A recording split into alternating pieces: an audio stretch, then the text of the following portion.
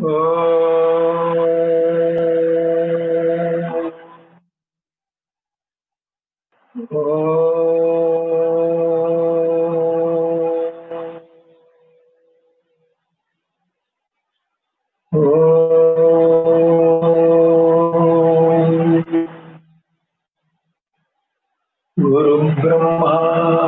गुरुर्विष्णुः गुरुर्देवो महेश्वरः गुरु साक्षात् परब्रह्म तस्मै श्री गुरवे नमः।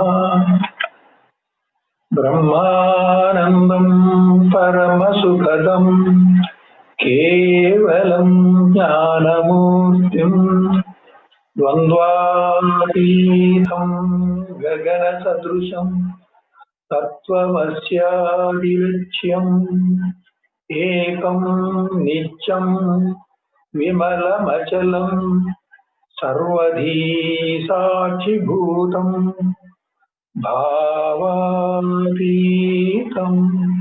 त्रिगुणरहितं सद्गुरुं तं नमामि।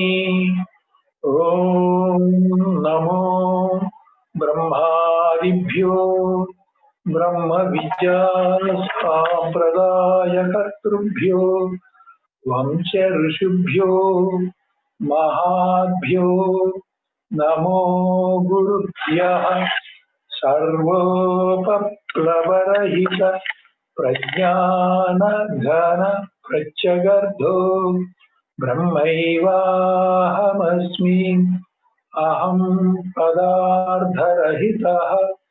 ॐ सहनाववतु सहनो भुनक्तु सह वीर्यं करवावहै तेजस्विनावधीतमस्तु मा विद्विषावहै। ॐ शांति शांति శాంతి.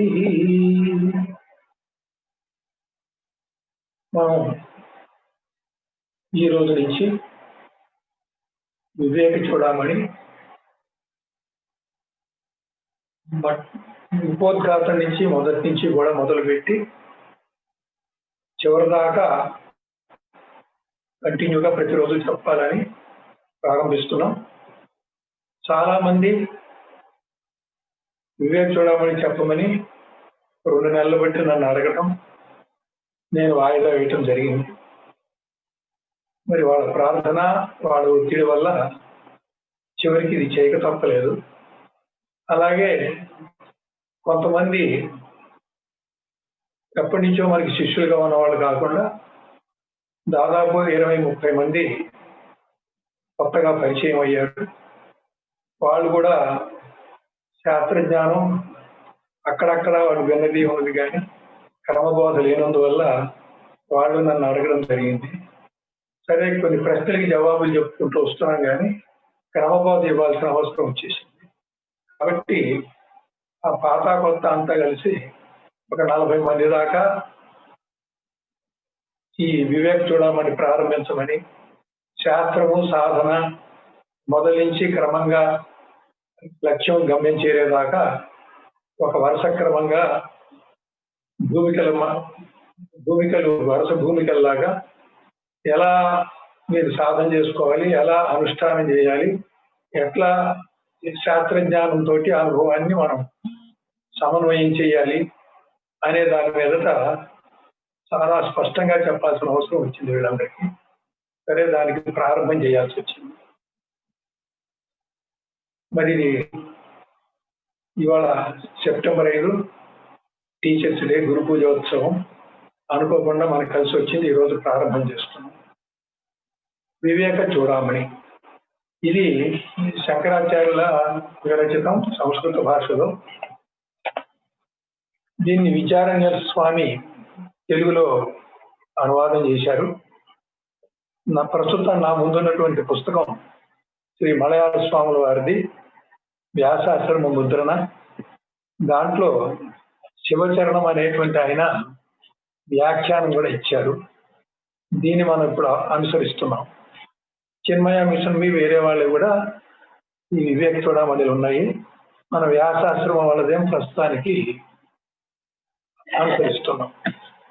ఈ వ్యాఖ్యానం కొంచెం బాగుందని గత కొంతకాలంగా దీన్ని అనేక సార్లు మొదలు పెట్టడం, మధ్యలో ఆగిపోవడం, మళ్ళీ 240వ శ్లోకం నుంచి మొదలు పెట్టడం, మళ్ళీ మధ్యలో ఆగిపోవటం.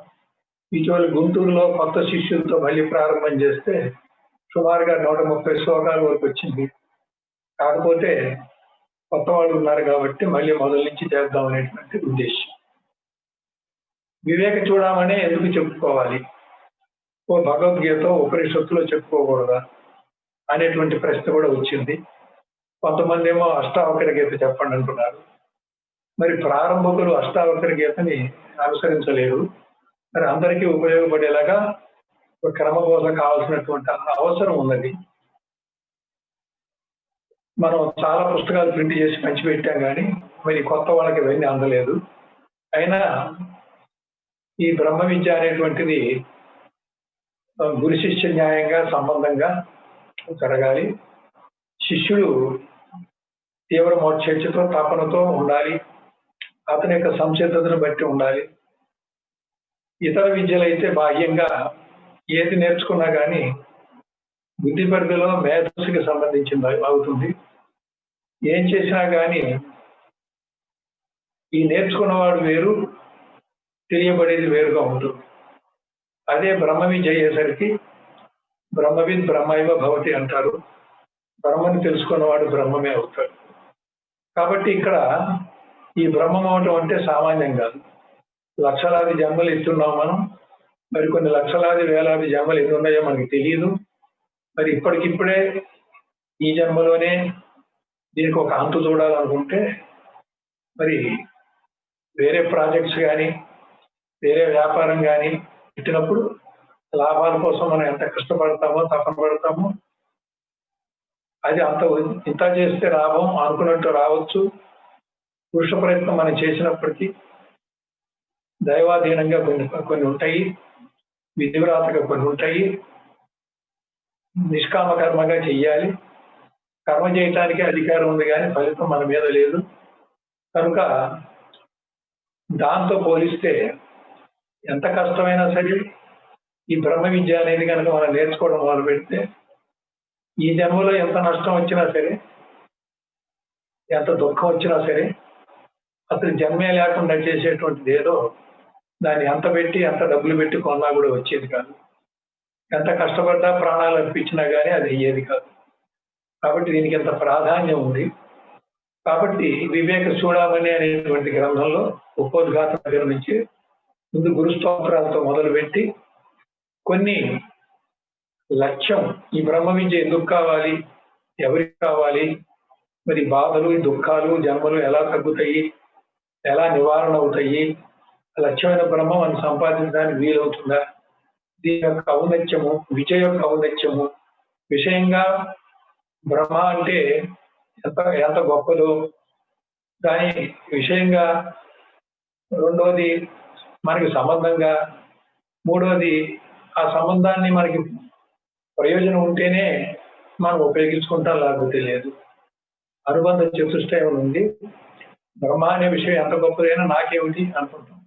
నీకు సంబంధం ఉందా అన్నప్పుడు కొంతవరకు వినేవాడు ఉంటారు. సంబంధం ఉంటే మాత్రమే నాకేం లాభం అని అడుగుతారు. కాబట్టి ఈ ప్రారంభంలో ఉపోద్ఘాతంలో నీకున్న కష్టాలు ఏంటో నీకు చెప్పాలి, నీకున్న దుఃఖాలు ఏంటో చెప్పాలి, అది ఎంత తీవ్రంగా ఉందో ఎంత బయటపడటం కష్టంగా ఉందో చెప్పాలి. అదే సమయంలో బ్రహ్మ అంటే ఏమిటో చెప్పాలి. అది ఆ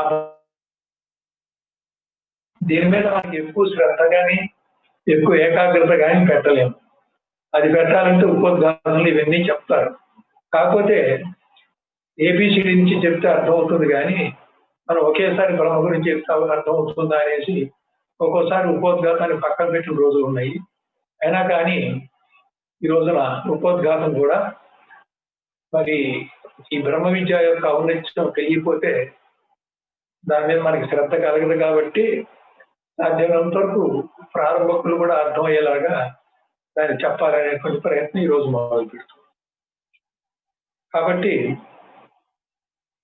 ఇప్పుడు కొంతమంది జాయిన్ అయ్యారు. మరి కొంతమంది జాయిన్ అవడానికి కొంత అసౌకర్యం అయితే తర్వాత జాయిన్ అవుతారు. తర్వాత ఈ యాప్ ఫ్రీగా 40 నిమిషాలు మాట్లాడటానికి వీలుగా జూమ్ పెట్టాము. 40 నిమిషాల తర్వాత కట్ అవుతుంది. మీకు 2 లింకులు ఇచ్చాము. కట్ కాగానే 2 నిమిషాలు ఆగి మళ్ళీ రెండో లింక్ ఆన్ చేస్తే మళ్ళీ మనం సత్సంగంలోకి వస్తాము. అదొకటి. ఇక తర్వాత వివేక చూడమణి అనేటువంటిది ముందే చెప్పుకున్నాం. ఇదే ఎందుకు చదవాలి, మిగతా ఎందుకు అక్కర్లేదు.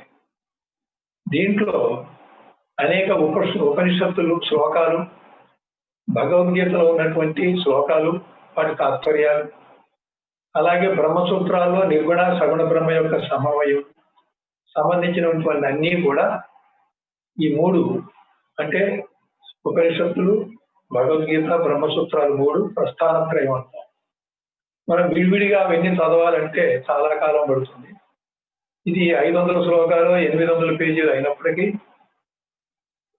ఓ సంవత్సరం పాటు ఇంకా అంతకంటే ఎక్కువ కాలం తీసుకున్నప్పటికీ ఈ పుస్తకం మొదలుపెట్టి నుంచి ఇచ్చేవరకు అయ్యేసరికి ఆ గురు కృప మన శిష్యుల మీద, గురువు మీద సద్గురు కృప ఉండేటట్లయితే పుస్తకం పూర్తయ్యేలోపు అందరూ జీవన్ముక్తులు అవుతారు. కాకపోతే ఈ జరిగేటువంటి విధానం ఇందులోనే వస్తుంది. ఇప్పుడు చెప్పబోయే దాంట్లో ఆ పద్ధతి కనుక అవలంబించేటట్లయితే నాకు ఇది తప్ప రెండోది ఏది వద్దనేది మనం కనుక లక్ష్యం పెట్టుకున్నప్పుడు, ఆ తపన తీవ్ర మోడ్చేర్చి ఉన్నప్పుడు ఇది తప్పకుండా జరుగుతుంది. వివేకము అంటే చాలా వివేకాలు ఉన్నాయి. మరి బయట ప్రపంచంలో ఏది లాభం, ఏది నష్టం అని నష్టపోకుండా, మోసపోకుండా ఉండేటువంటి వివేకం ఒకటి ఉంటుంది మనకి. అలాగే దుఃఖాల పాలు కాకుండా సుఖంగాను ఆనందంగా ఉండేటువంటి వివేకం కూడా ఉంది.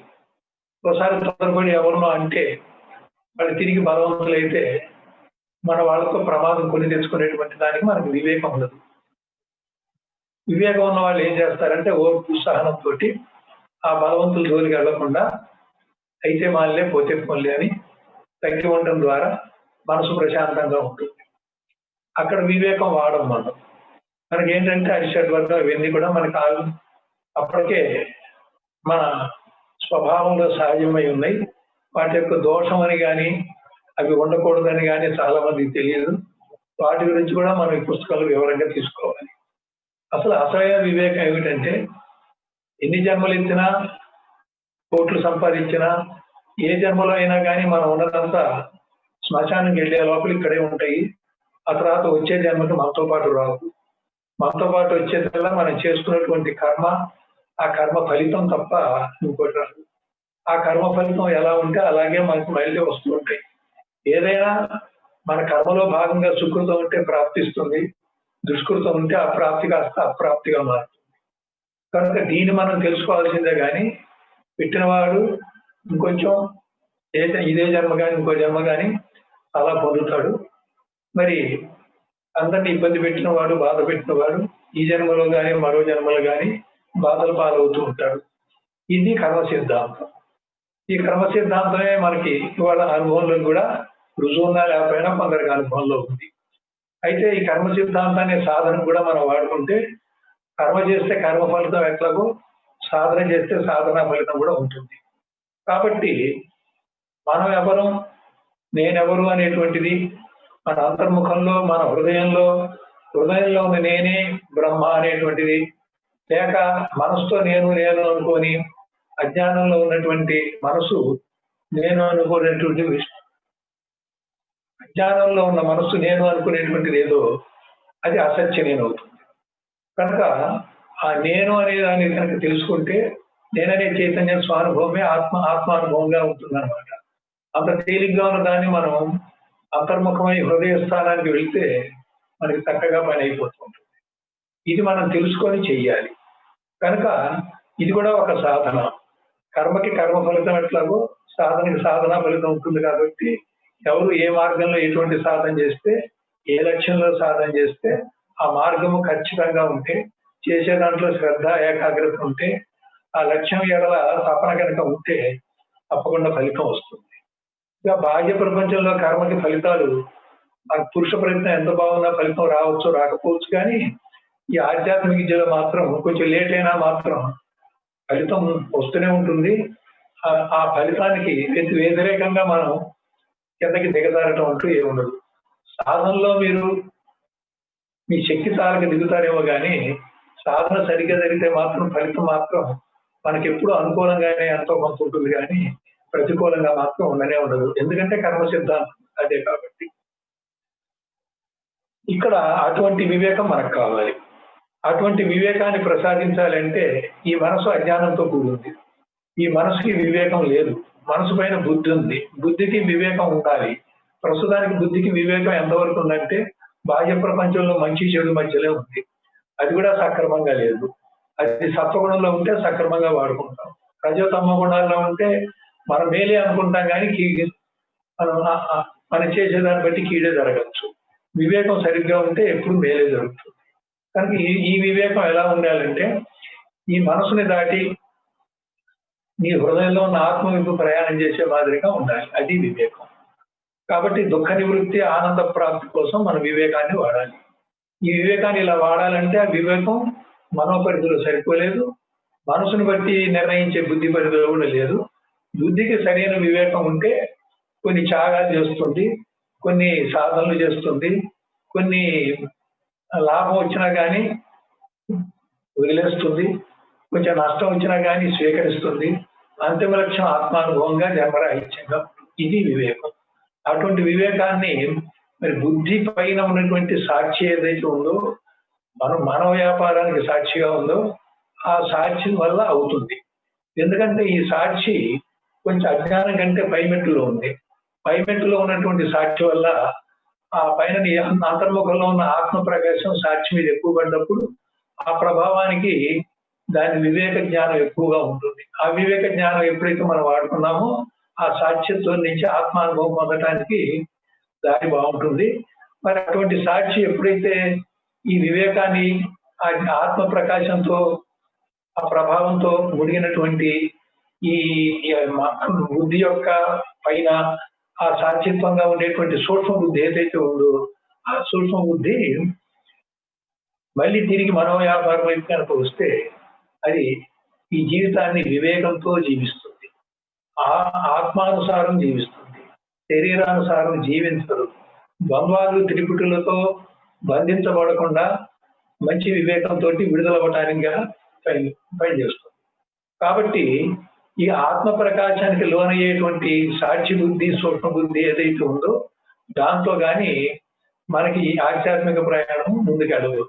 అక్కడ దాకా వెళ్ళకపోతే మనసుకి ఆ శక్తి లేదు. త్రిపుటిలో తిరిగేటువంటి అజ్ఞాన మనసు ఆత్మ నుంచి వచ్చేటువంటి ఆ జ్ఞాన ప్రకాశం దాని ప్రభావం ఈ మనసు మీద లేదు. ఎందుకంటే ఆ ప్రభావానికి అడ్డుతెర ఉంది. అడ్డుతరే తమగుణ ఆవరణ. ఆ తెర అర్థం ఉండటం వల్ల దాని ప్రభావం, దాని శక్తి కోల్పోయింది. ఇక్కడ విక్షేపం చేత నిత్యము సత్యం అనేది ఈ శరీరము ప్రపంచం అనే భావంతో ఇక్కడే మంచి చెడు అనుకుని తిరగడం మొదలవుతుంది. ఇటువంటి మనోవ్యాపారం, లౌకిక వ్యాపారం, శరీరానుసారంగా ఉన్నటువంటి మనసు వల్ల ఈ ఆధ్యాత్మిక ప్రయాణం దుస్సాధ్యం. అందువల్ల మనసును దాటి బుద్ధి నిర్ణయాలను కూడా వివేకంతో కూడుకొని కొంచెం ఏకాగ్రతతో, కొంచెం ధ్యానంతో, కొంచెం ఏదైనా కానీ ఒక యోగ సాధనతో మనం సాక్షిత్వాన్ని నిలబెట్టుకోగలిగితే అక్కడ ఈ మనసు పైన ఉన్నటువంటి తెరకి ఆవల ఉంది కాబట్టి ఆత్మ ప్రకాశం చేత అది ప్రకాశించబడ్డప్పుడు, అట్లాగే ఆత్మ ప్రకాశంతో ప్రకాశించబడటం అంటే అక్కడ ఆత్మే ఒక మణి అనుకుంటే ఆ మణి యొక్క ప్రకాశంతో సాక్షిత్వంగా ఉన్న సూక్ష్మ బుద్ధి ప్రకాశించబడినప్పుడు దాని కనుక వివేకం కనుక ఉండేటట్లయితే మనం ఆ లక్ష్యాన్ని చేరడం, గమ్యాన్ని చేరడం చాలా తేలికవుతుంది. అందుకని చూడామణి అనేటువంటిది జ్ఞానకిరణంగా, వివేకం అనేటువంటిది సాక్షిలో ఉండవలసిందిగా పెట్టి వివేక చూడమని ఈ గ్రంథానికి పేరు పెట్టడం జరిగింది. కనుక ఈ వివేక చూడమని ఏ రకంగా దీని క్రమ పద్ధతిలో ఈ శ్లోకాలన్నీ కూడా 500 శ్లోకాలు ఏ వరుసలో పెట్టారు అంటే, మన సాధన ఒక అజ్ఞాని మొట్టమొదట బ్రహ్మ గురించి, జీవితం గురించి తెలుసుకొని నాకు ఆత్మానుభవం కావాలి, ఈ జీవితంలో విసిగి వేశారని దుఃఖ నివృత్తి కావాలి అని ప్రారంభమయ్యి, అటువంటి ప్రారంభంతో ముందు అతనికి ఆ విధంగా అతని మనసు పనిచేస్తుంది కాబట్టి, ఆ విధంగా చెప్పినప్పుడే అతను అర్థం చేసుకోగలడు కాబట్టి, అప్పుడే ఆత్మ గురించి కానీ ఆత్మానుభవం ఎలా వస్తుందని చెప్తే అది అర్థం కాదు. కాబట్టి ఇలా క్రమంగా తీసుకెళ్తుంది ఈ వివేక చూడాలని. దాని తర్వాత మనకి 3 శరీరాలు ఉన్నాయని, పంచకోశాలు ఉన్నాయని, 25 తత్వాలు ఉన్నాయని చెప్పుకుంటూ వచ్చి, పంచకోశ ధర్మానికి వ్యతిరేక ధర్మం ఆత్మ సచ్చిదానందం అని, మూడవస్థలకి సాక్షి ఆత్మ సచ్చిదానందం అని, శరీరత్రయ విలక్షణం ఆత్మ సచ్చిదానందం అని, 25 తత్వాల్లో జ్ఞాత కూటస్థుడు 24తో వేరైనప్పుడు అతడు ఆ కూటస్థుడే ఆత్మ అయ్యే అవకాశం ఉందని, ఈ రకంగా కొంత సాంఖ్య పద్ధతిలో కూడా మనం రోజు మన వ్యవహారంలో స్థూల శరీరంతో ఏ రకంగా కర్మలు చేస్తున్నాము, వ్యవహారం చేస్తున్నాము, మన శరీరంలో లోపల బయట ఇంద్రియాలు, మనసు, బుద్ధి, పంచప్రాణాలు ఎలా పనిచేస్తున్నాయని మనకు కొంత తెలుసు కాబట్టి, ఆ తెలిసిన దాన్నే మనం కొంచెం వేదాంత పరిభాషలో శాస్త్ర పదాలతోటి జ్ఞానేంద్రియాలని, అంతఃకరణ చతుష్టయమని, కర్మేంద్రియాలని, పంచప్రాణాలని కొన్ని పేర్లు మార్చుకొని వివరించుకుంటూ మనం వెళ్తాం. ఈ బోధ అయిపోయిన తర్వాత ఆత్మ కాని దానికి 2 జట్టు చేస్తాం. ఆ జట్టు చేసి ఆత్మ అనాత్మ వివేకాన్ని మళ్ళీ మనం ఆ శిష్యులకి గురువు ద్వారా బోధింపజేస్తాం. అది బోధపడిన తర్వాత అతని లక్ష్యం వైపు పోవాలంటే అనాత్మ భావన, అనాత్మ వాసన నుంచి విడుదలవ్వాలి. ఆ ఆత్మ లక్ష్యంగా అతను సాధన చేయాలి.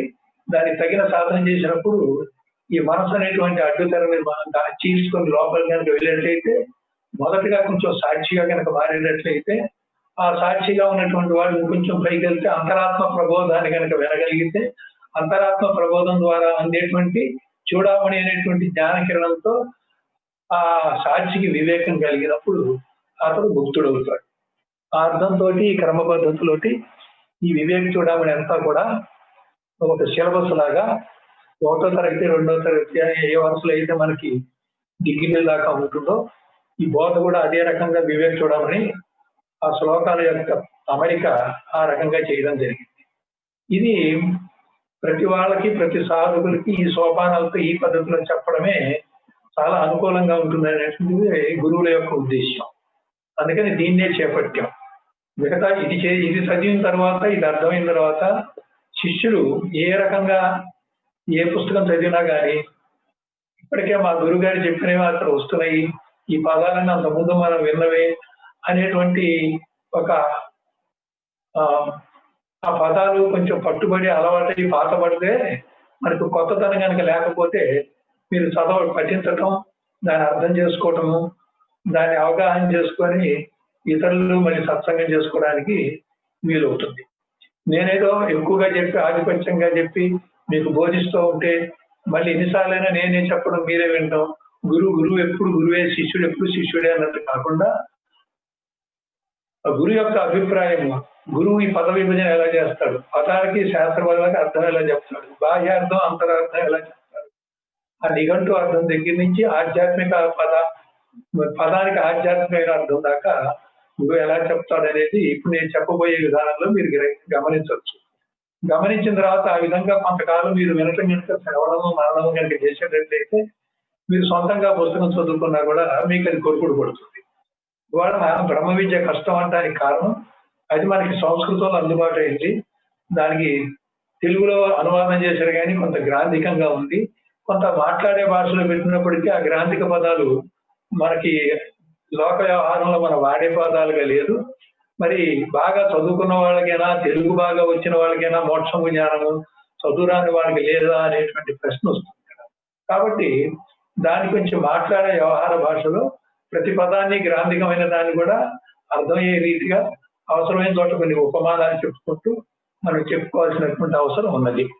కాబట్టి ఈ బోధ విధానం నేను ఇప్పుడు ఏదైతే చెప్పబోతున్నానో దాన్ని మీరు సునిశ్చితంగా పరిశీలనగా చూడటం, జాగ్రత్తగా అవగాహన చేసి అర్థం చేసుకోవడం, మీకు అర్థమయ్యేలాగా చెప్పే ప్రయత్నంలో మీరు రాబోయే ప్రశ్నలు కూడా నేనే ఊహించి మీరు ప్రశ్న అడగకుండానే జవాబు దొరికేలాగా నేను వివరించుకుంటూ పోతూ ఉంటాను.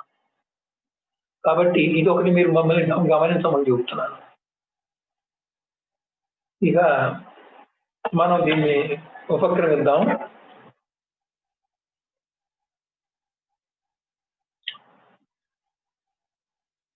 ఉపోద్ఘాతానికి ఒక గురు స్తోత్రం చేశాము. ఇప్పుడు నిజమైనటువంటి గ్రంథ ఉపోద్ఘాతానికి వెళ్ళాం. మరి మీరు కూడా గురు స్తోత్రంతో మొదలు పెట్టాలి. మొదలు పెడుతున్నాం. నిత్యం శుద్ధం నిరాభాసం నిరాకారం నిరంజనం నిత్యబోధం చిదానందం గురుం బ్రహ్మ నమామ్యహం. నిత్యం మనకు తెలుసు, నిత్యం అంటే శాశ్వతంగా ఉంటుంది, అనిత్యం అంటే తాత్కాలికంగా ఉండిపోతుంది. శుద్ధం అంటే ఎటువంటి మాలిన్యం లేకుండా ఉంటుంది. ఇక్కడ ఈ శ్లోకంలో గురువు యొక్క లక్షణాలు బ్రహ్మ లక్షణాలే కాబట్టి బ్రహ్మ యొక్క లక్షణాలు కూడా ఇవే ఉంటాయి. గురువుని ఏ లక్షణాలతో స్తోత్రం చేస్తున్నావో, గురు సాక్షాత్ పరబ్రహ్మ కాబట్టి పరబ్రహ్మ కూడా అవే లక్షణాలు ఉంటాయి. కాబట్టి గురు స్తోత్రంలో గురుకి నమస్కారం చేయటంలో మనం ఏదైతే గురు స్తోత్రంగా తీసుకున్నామో ఆయన సాక్షాత్ పరబ్రహ్మ అనేటువంటి నిర్ణయంతో ఆ పరబ్రహ్మకి సంబంధించినటువంటి పదాలతో ఆయన్ని స్తోత్రం చేస్తున్నాము, ప్రార్థిస్తున్నాం. కాబట్టి ఆ సాక్షాత్ పరబ్రహ్మ అనే లక్ష్యం కూడా మనకి ఇక్కడ ఆ లక్ష్యం గురుగారిలోనే ఉంది అనే పద్ధతిలో మనకి తెలుస్తుంది. కాబట్టి ఇక్కడ బ్రహ్మజ్ఞానము బ్రహ్మ విద్య మనం నేర్చుకోబోయేది. కాబట్టి ఇక్కడ బ్రహ్మమే నిత్యము. అసలు బ్రహ్మం అంటే ఏమిటి? బృహత్ అంటే గొప్పది అని. బృహత్ శబ్ద వాచ్యంతో గొప్పదానికంటే గొప్పది, దానికంటే సమానమైనది కానీ అధికమైనది కానీ లేదు అనేటువంటి అర్థంతో బృహతి అని కానీ బృహత్ అనే కానీ ఒక అర్థంతో సంస్కృత పదంతో అది బ్రహ్మ అనే పేరు వచ్చింది. పరబ్రహ్మ అన్నప్పుడు ఏమైంది? ఈ బ్రహ్మకి పరమైనది అంటే ఈ బ్రహ్మ సృష్టికి కారణమైనప్పుడు మళ్ళీ సృష్టిలోకి దిగకుండా ఎవరైతే ఈ బ్రహ్మజ్ఞానం పొంది బ్రహ్మగా శాశ్వతంగా ఉండిపోతాడో వాడు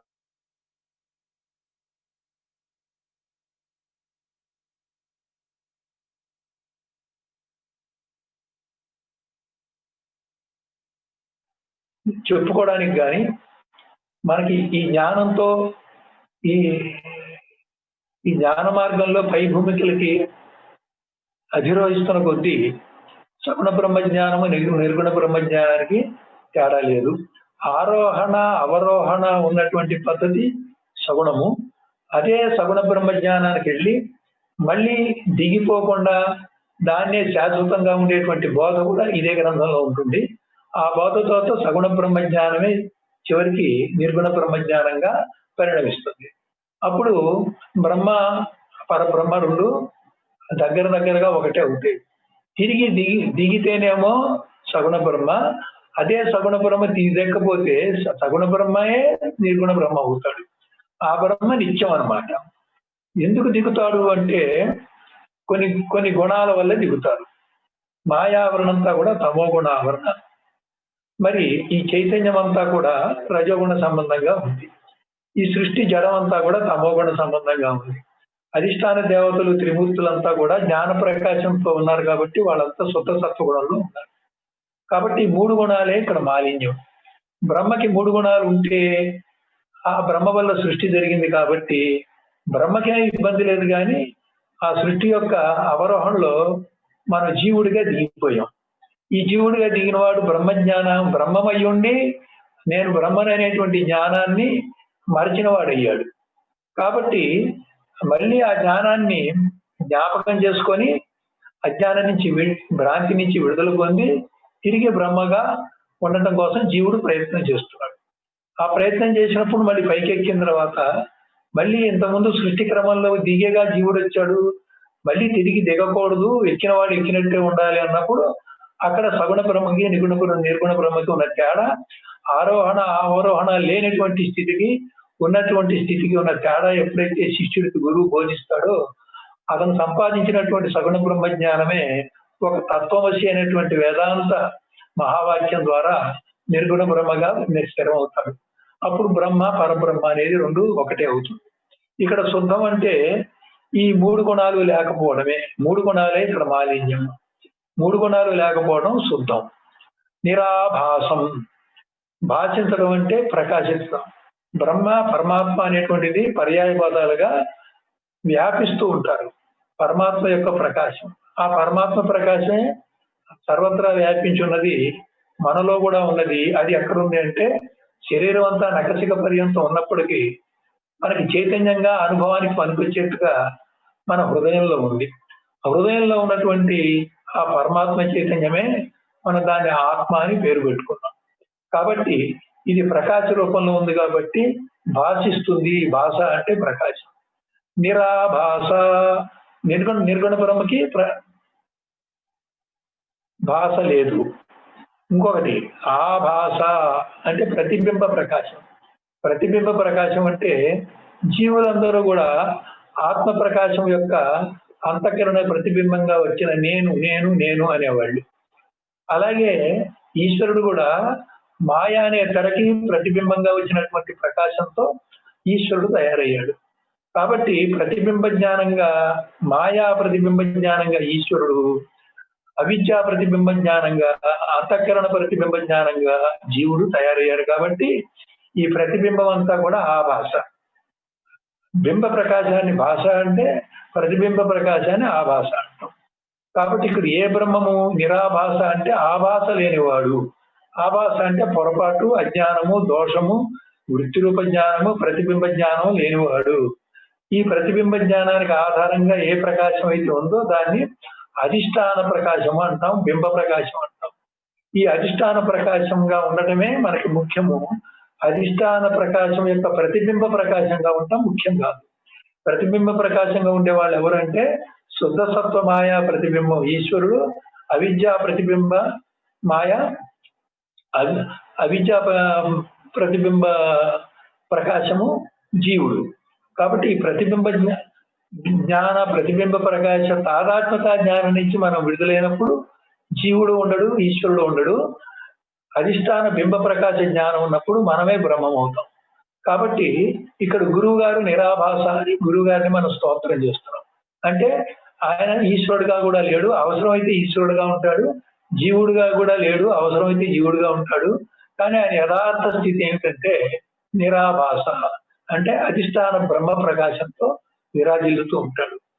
త్రిగుణరహితంగా ఉంటాడు, శాశ్వతంగా ఉంటాడు, అధిష్టాన బ్రహ్మ పరమాత్మ ప్రకాశంగా ఉంటాడు. ప్రతిబింబ ప్రకాశంగా లేకపోయినా శిష్యుల్ని ఉద్ధరించడం కోసం గురు కృపతో శిష్యులకి అందుబాటు అవడం కోసం పెద్దవాళ్ళు పిల్లలతో ఆడుతున్నట్టుగా, పిల్లలతో ఆడుతున్నంత మాత్రాన పిల్లలు అవనట్టుగా అతను అధిష్టాన బింబ ప్రకాశ జ్ఞానంతో ఉన్నటువంటి గురు సాక్షాత్ పరబ్రహ్మ జీవుల అందుబాటు కోసం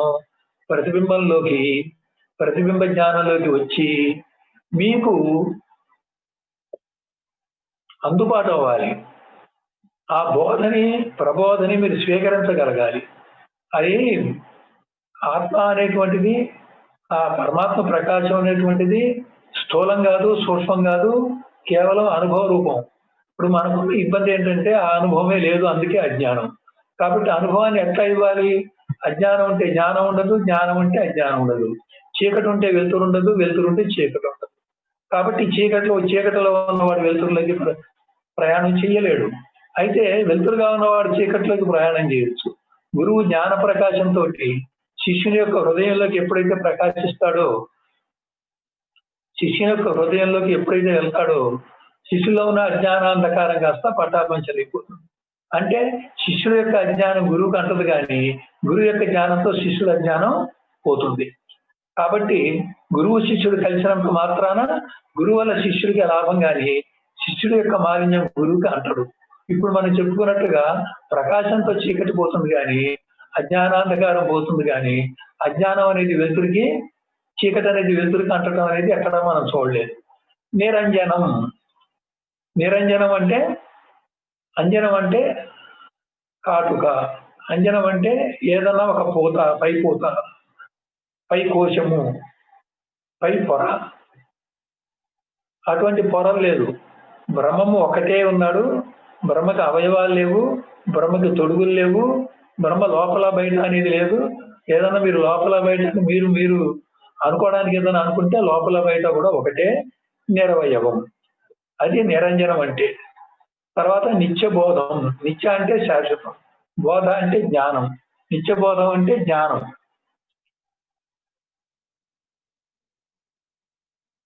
నిత్యం శుద్ధం నిరాభాసం నిరాకారం. చైతన్యము నామరూపాలు కాదు కాబట్టి ఆకారం లేదు. నిరంజనం అనగానే ఒకటే వస్తువుగా ఉంది, అది సూక్ష్మాతి సూక్ష్మంగా ఉంది, నామరూపాలుగా లేదు, అది ప్రతిబింబ ప్రకాశంగా లేదు, అధిష్టాన ప్రకాశంగా ఉంది, నిరవయవంగా ఉంది. అటువంటిది నిరంజనం అని. ఇంకొక అర్థం ఉంది, రంజనం అంటే ఆనందం.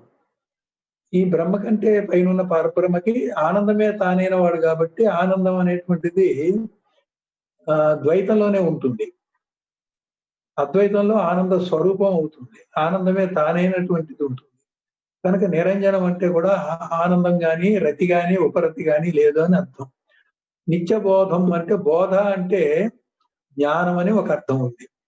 బోధిస్తున్నాం అంటే బోధపడేట్టుగా చెప్తున్నాం అంటే తెలియని వాడికి తెలిసేట్టు చెప్తున్నాం అని. తెలియకపోవడం అజ్ఞానం, తెలియటం జ్ఞానం కాబట్టి బోధ అనేటువంటి మాటకి జ్ఞానం అనే అర్థం ఉంది. కపిల మహర్షిని బోధావతారం అంటే జ్ఞానావతారం అని. బుద్ధుడిని కూడా బోధ స్వరూపుడినే బుద్ధ అంటారు. బుద్ధుడు అంటే జ్ఞాన స్వరూపుడు అని అర్థం. కాబట్టి బోధ అనేటువంటి మాటకి ఇక్కడ జ్ఞానం అని అర్థం తీసుకుంటే నిత్య బోధం అంటే ఈ జ్ఞానము మళ్ళీ అజ్ఞానంలో దిగేది కాదు. మొదట్లో బ్రహ్మము సృష్టికి పూర్వము జ్ఞాన స్వరూపంగా ఉన్నాడు, సృష్టిలోకి దిగినప్పుడు కూడా జ్ఞాన స్వరూపంగానే ఉన్నాడు. కానీ ఒక మనసు దగ్గరికి వచ్చేసరికి పైన ఉన్న జ్ఞానాన్ని మరిచాడు, ఆ బ్రహ్మమే జీవుడయ్యాడు. అంటే ఆ మరుపుకే మాయా అని పేరు. మనకి బ్రహ్మ సత్యం జగద్మిథ్య జీవో బ్రహ్మైవ నా పరహ అన్నారు. అంటే బ్రహ్మమే సత్యమని, అలాగే ఈ జగత్తంతా కూడా కల్పితమని. లేకపోతే ఇంకొకటి కూడా ఉంది, దృశ్యం మాయా దృక్ బ్రహ్మ అని కూడా. అంటే అన్ని చూచేటువంటి వాడు ఒక దృష్టితో ఏదైతే ఉందో అది శాశ్వతంగా ఉంటే బ్రహ్మమే. అజ్ఞానంలో అశాశ్వతంగా ఉంది కాబట్టి జీవుడయ్యాడు. అందుకని జీవో బ్రహ్మైవ నా పరహ అంటే జీవుడే బ్రహ్మము, అంతకంటే వేరే ఏమి లేదు అని చెప్తున్నాడు.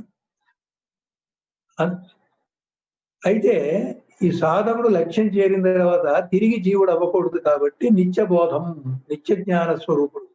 గురువు నిత్య జ్ఞాన స్వరూపుడే, పరబ్రహ్మ నిత్య జ్ఞాన స్వరూపుడే. ఇప్పుడు అజ్ఞానంలో ఉన్న శిష్యుడు క్రమంగా వివేక చూడమని బోధ వింటూ వింటూ వింటూ ఆ విన్నదాని ప్రకారంగా సాధన చేసుకుంటూ నడుచుకుంటూ ఆచరణ చేసుకుంటూ పరిస్థితుల అనుభవాల్ని భూమికల్ని అనుభవిస్తూ దాటుకుంటూ పోతే చివరికి నిత్య బోధ అనే దానికి వచ్చినప్పుడే అది తిరిగి రాని మోక్షం, మళ్ళీ జన్మకు రాకుండా ఉండేటువంటి మోక్ష పదం. దాని అటువంటి మోక్ష పదంలో ఉండేది ఏంటంటే నిత్య జ్ఞాన స్వరూపం, నిత్య బోధం, చిదానందం. అక్కడ బోధం అనేటప్పుడు శాశ్వతంగా ఉండేది ఏదంటే సత్తు. ఇప్పుడు ఈ చైతన్యం ఏంటంటే ఆనందం అనేటువంటి అనుభవాన్ని ఇచ్చింది. సత్తుతో కూడినటువంటి చైతన్యము చిత్తు. ఆ చిత్తే సత్తుతో కూడినప్పుడు ఆనందం అనేటువంటి అనుభవాన్ని ఇస్తుంది. కాబట్టి అనుభవం ఇక్కడ అద్వైతంలో ఇస్తుంది కానీ ద్వైతంలో ఇస్తుంది కానీ అద్వైతం సిద్ధించినప్పుడు వాడు సచ్చిదానంద స్వరూపుడు, ఆనందమే తానైన వాడు, చిత్ స్వరూపమే తానైన వాడు, జ్ఞాన స్వరూపమే తానైన వాడు. ఈ సచ్చిదానంద స్వరూపమే శాశ్వతంగా ఉన్నట్టుగా ఉండేటువంటి వాడు అన్నమాట. అటువంటి స్థితి, అటువంటి లక్ష్యం గురువులో ఉంది. అటువంటి లక్ష్యమే బ్రహ్మ. అటువంటి బ్రహ్మమే మనం కావాలి కాబట్టి మన లక్ష్యం కూడా నిత్యబోధం చిదానందం. కాబట్టి ఇన్ని లక్షణాలు ఉన్నటువంటి గురువు గురుం బ్రహ్మ నమామ్యహం. అటువంటి గురు సాక్షాత్ పరబ్రహ్మని నమ అంటే నేను నమస్కరిస్తున్నాను, అహం అంటే నేను, నమ అంటే నమస్కారము, అహం అంటే నేను నమస్కరిస్తున్నాను. నమస్కారం అంటే ఏంటి? ఇక్కడ నమః అనేటువంటి పదం నా మహా, నేను లేను, కాబట్టి శిష్యుడు గురువుకి నమస్కారం పెట్టేటప్పుడు శిష్యుడు నేను అనేటువంటి శిష్యుడు ఆ నేను అనేటువంటిది ఆ గురువులో మమేకమై లీనమైపోయి శిష్యుడు లేకుండా పోవాలి. ఇక్కడ లక్ష్యం ఏంటంటే శిష్యుడు లేకుండా పోవడం. దానికే నమః అని మనం నమస్కారం పెడుతూ ఉంటాం. పెద్దలు ఎవరైనా వచ్చినప్పుడు, సాధు పురుషులు ఎవరైనా వచ్చినప్పుడు మనం శిష్యులుగా గాని, అజ్ఞానులుగా గాని ఉన్నప్పుడు జ్ఞానాన్ని మనం అర్థిస్తున్నటువంటి సమయంలో ఆ జ్ఞానం అనేది ఎట్లా ఉంటుందంటే ఏకమేవ అద్వితీయం బ్రహ్మ. బ్రహ్మం ఒక్కటే అన్నట్టు ఉంటుంది. గురువే బ్రహ్మ అయినప్పుడు గురువు కంటే ఇంకెవరు లేరు అదే విడిగా. మరి శిష్యుడు విడిగా ఉన్నాడంటే నిజానికి లేకపోయినా అజ్ఞాన దృష్టిలో ఉన్నాడు కాబట్టి ఈ నమస్కారంతో శిష్యుడు లేకుండా పోతే శిష్యుడు కూడా బ్రహ్మమే అవుతాడు. ఆ ఉద్దేశంతో నమః అనేటువంటి పదం సంస్కృతంలో పెట్టడం జరిగింది. తర్వాత 2వ శ్లోకం. సత్యానంద స్వరూపాయ బోధైక సుఖకారిణే. పైన చెప్పింది నిత్యబోధం చిదానందం లాగే ఇది కూడా సత్యము, ఆనందము, స్వరూపం. ఇవి పరబ్రహ్మ యొక్క లక్షణాలు. ఇక్కడ 2 లక్షణాలు ఉన్నాయి. స్వరూప లక్షణము, తటస్థ లక్షణం అని. తటస్థ లక్షణంలోనేమో కింది స్థాయిలో సచ్చిత్ ఆనందం అని, ద్వైతంలో అహం బ్రహ్మ అని, అహం ఇంకా పోకుండా ఉన్నవాడికి ఆ బ్రహ్మానందం అనేది అనుభవం. అదే స్వరూప లక్షణంలో సత్యజ్ఞానంద స్వరూప. సత్యము తానయ్యాడు, ఆనందము తానయ్యాడు. స్వరూపం అన్నప్పుడల్లా అదే తానవ్వటం, అదే తాను ఉండటం. ఆనందం వేరే, తాను వేరే ఉండి ఆనందాన్ని అనుభవంగా ఉంచడం అనేది లేకుండా అలా ఉన్నప్పుడు అది ద్వైతం కాబట్టి అద్వైతం వచ్చేసరికి బ్రహ్మని లేదంటానికి వీల్లేదు, ఆనందం లేదంటానికి వీల్లేదు. ఈ ఆనందం అనేది బ్రహ్మ లక్షణం. కాబట్టి అద్వైతంలో ఆనందం అనేటువంటి బ్రహ్మ లక్షణంలో ఉన్నదాన్ని స్వరూపము అంటాం. అదే శిష్యుడు గనక ఆ గురు కృపతో అక్కడ దాకా వెళ్ళే లక్ష్యాన్ని చేరుకున్నప్పుడు శిష్యుడు ఆ స్వరూపం అయ్యాడు అని. అంటే శిష్యులో ఉన్న అహం పోయి ఆ స్వరూపుడు అయ్యాడు అని. అహం పోయినప్పుడు ఎవరయ్యాడు ఆ స్వరూపం అని ఎవరో అడుగుతారు. నేను అయ్యాను అన్నాడా, శిష్యుడు అయ్యాడు అన్నాక నేను అక్కడ ఉంటుంది. కాబట్టి నేనుంటే అది ద్వైతాన్ని సూచిస్తుంది కాబట్టి అద్వైతాన్ని నిర్ణయించడం కష్టంగా ఉంది. అందుకోసం ఏం చేశామంటే అహం బదులు ఆ శిష్యుడిని సంకేతంగా స్వ అని పెట్టాం. శిష్యుడు ఎవరైతే ఆ లక్ష్యాన్ని చేరి ఆ స్వరూపంగా సత్యానంద స్వరూపంగా పోయాడో అప్పుడు ఆ శిష్యుడిని స్వస్వరూపము అన్నాం. కనుక శిష్యుడి యొక్క లక్ష్యము స్వస్వరూపం. ఆ అహం అనేది స్వాగా మారి ఏ శిష్యుడికి ఈ మోక్షం వచ్చింది అని ఆ తర్వాత ఉన్న వాళ్ళు అనుకోవడానికి స్వస్వరూపం అని. బోధ దశలో ఇంకా అద్వైతం సిద్ధించకుండా ఉండాలి అనడానికి స్వస్వరూపం. నిజానికి స్వ కూడా లేదు, స్వరూపమే ఉంది. అద్వైతంలో స్వరూపం తప్ప రెండోది లేదు. ఏమిటా స్వరూపం అంటే సత్యానంద స్వరూపం. ఇప్పుడు గురువెవరు? సత్యానంద స్వరూపాయ బోధైక సుఖకారిణే. బోధ అంటే జ్ఞానం అని చెప్పుకున్నాం కదా. జ్ఞానం తప్ప రెండోది లేదు. ఆ జ్ఞానమే ఆనంద స్వరూపం కాబట్టి జ్ఞానానందం. మరి కారిణే అంటే శిష్యుడికి అందిస్తారు. గురువేమో ఆనంద స్వరూపం అయినప్పుడు ఆ గురువుని సమీపించినటువంటి శిష్యుడు, గురు సాన్నిధ్యంలో ఆనందాన్ని అనుభవించినటువంటి శిష్యుడు ఆ గురువుతో మమేకం అయినప్పుడు శిష్యుడు కూడా ఆనంద స్వరూపుడు అవుతాడు. కాబట్టి ఈ ఆనందాన్ని శిష్యుడి ద్వారా గురువుకి అందుతోంది కాబట్టి, ఈ ఆనందం అనేది గురువు ద్వారా శిష్యుడికి అందుతుంది కాబట్టి గురువే ఆనందాన్ని ఇస్తున్నాడు, ఆనందాన్ని అనుగ్రహిస్తున్నాడు. ఆ గురువు యొక్క సత్తాతో, గురువు యొక్క కృపతో శిష్యుడికి ఆ సత్యానంద స్వరూప జ్ఞానాన్ని, ఆ అందులో ఉన్నటువంటి ఆనంద లక్షణాన్ని శిష్యుడికి అందిస్తున్నాడు అనే దానికి సుఖకారిణే, బోధైక సుఖకారిణే అన్నాం. అంటే సుఖదా అంటే సుఖాన్ని ఇచ్చేవాడు, అందించేవాడు, కలిగించేవాడు. నమో వేదాంత వేద్యాయ. ఈ బ్రహ్మ గాని, గురు సాక్షాత్ పరబ్రహ్మగా ఉన్నటువంటి గురువు గాని అర్థం చేసుకోవడం ఎవరి వల్ల కాదు. ఈ వేదాంతం కూడా మనకున్న స్థాయిలో దాన్ని అందుకున్నంత వరకు అది ఎవరికీ తెలియబడదు. ఆ వేదాంత పద్ధతిలో అక్కడ దాకా వెళ్ళిన వాడు అదే అయిన వాడికే అది తెలియాలి. శిష్యుడు కూడా అదే అయినప్పుడే ఆ గురువుని అర్థం చేసుకున్నట్టు తెలిసినట్టు. అయితే ఇక్కడ ఒక చమత్కారం ఉంది. అక్కడ దాకా వెళ్ళినప్పుడు అద్వైతం సిద్ధిస్తే శిష్యుడే లేడు, ఇంకా తెలుసుకునేది ఏముంటుంది. కాబట్టి ఒక వేదాంతం చేతనే ఇది తెలియబడుతుంది. వేదాంత వాక్యం చేత ఈ వస్తు నిర్ణయంగా, బ్రహ్మ నిర్ణయంగా చెప్పేటువంటి మహావాక్యాలు ఈ వేదాల్లో చాలా ఉన్నాయి. అటువంటి మహావాక్యాల్లో మామూలు వాక్యాలేమో ధర్మార్థ కామ మోక్షాల గురించి ఉంటాయి. మహావాక్యాలేమో బ్రహ్మ గురించి, బ్రహ్మ లక్షణాల గురించి, శిష్యుడు ఆ బ్రహ్మజ్ఞానం పొందటానికి అవసరమైనటువంటి సిద్ధాంత వాక్యాలు కానీ, ఆ తీసుకెళ్ళటానికి అనుకూలమైన సగుణ నిర్గుణ వాక్యాలన్నీ కూడా మహావాక్యాలు అంటారు. ఈ మహావాక్యాలు కూడా కొన్ని వందలు వేలు ఉన్నాయి. జీవన్ముక్త స్థితిలో కూడా ఈ మహావాక్యాలు ఉన్నాయి. కనుక ఇవన్నీ చదివే ఓపిక, అర్థం చేసుకునే ఓపిక అనే గ్రంథాలు దొరకటం లేదు. ఆ సంస్కృతం మనకి రాదు, గ్రాంధిక భాష రాదు. గురువు గారు ఇవన్నీ చదివి తేలిక భాషలో చెప్తే మనం అర్థం చేసుకోవాలి. కాబట్టి ఇవాళ ఉన్నటువంటి ఈ ఈ జ్ఞానపరమైనటువంటి ఈ కలియుగంలో ఉన్నటువంటి ఈ లోకంలో ఉన్నటువంటి ఇప్పుడు ఒక చాలా ఆడంబరంగా, చాలా స్పీడ్గా పరుగులెడుతున్నటువంటి ఈ ప్రపంచంలో మనం ఉక్కిరి బిక్కిరిగా ఉన్నటువంటి ఈ జీవితంలో ఇంత చదివేటువంటి శక్తి కానీ, సామర్థ్యం కానీ, ఓపిక కానీ, ఓర్పు కానీ మనకి లేదు. ఉన్నంతలో అయితే కలియుగంలో మానవులకి వివేకము, తెలివి బాగా ఉంది. అది ఏంటంటే ఏ డైరెక్షన్ లో వాడాలో అది వాడట్లేదు అంతే. కాబట్టి ఈ తెలివైన వాళ్ళకి వాళ్ళ ఆయుష్కాలంలోనే గురుబోధ ద్వారా జన్మరాహిత్యాన్ని, ఆ లక్ష్యమైన బ్రహ్మస్వరూప జ్ఞానాన్ని పొందేటువంటి అవకాశం ఉన్నది. అయితే కష్టం ఎక్కువ.